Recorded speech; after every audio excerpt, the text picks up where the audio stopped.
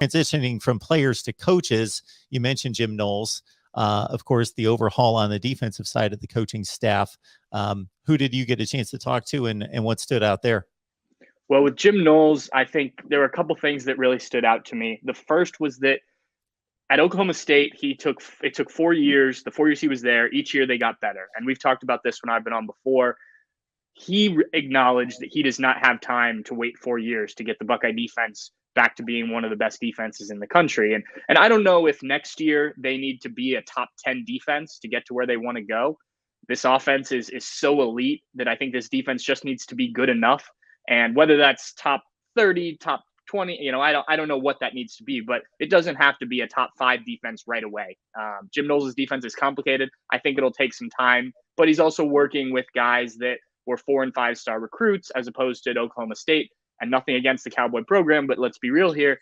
They are usually recruiting at a different level than Ohio State. So he's got a different caliber of player that he'll be working with now. And it'll be interesting to see how that goes. But he acknowledged that there's not the time to transition these guys into this defense. He's got to get it going right now. And he also, there's a quote that I jotted down here that I thought was interesting that he said about the defense. He said, "We want to be able to create indecision for the offense and particularly for the offensive coordinator. So we want to be able to create multiple defenses out of simple looks and to be creative in a way that players can understand."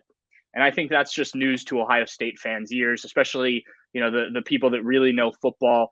This Ohio State defense, obviously, you look at the numbers, it hasn't been good enough. But when you look at why it hasn't been good enough, I think Jim Knowles and what he wants to do is exactly what the Buckeyes have wanted to do, but just haven't been able to get there. And there's certainly the talent. I don't think that's a problem at all. I think it's just been the lack of a guy who's done it before, and not to take anything away from a Kerry Combs, who was a great cornerbacks coach, but he'd never run a defense before. And Ryan Day kind of pigeonholed him into a defense that maybe he didn't want to run. Now Ryan Day, and he said this, he wants Jim Knowles to be the head coach of the defense. He wants to bring in his defense, which is very similar to what Ryan Day wants to do. And he's going to run that thing. And so I think it was interesting and refreshing, assuming that gets done. That's exactly what the Buckeye fans have wanted for the last couple of years.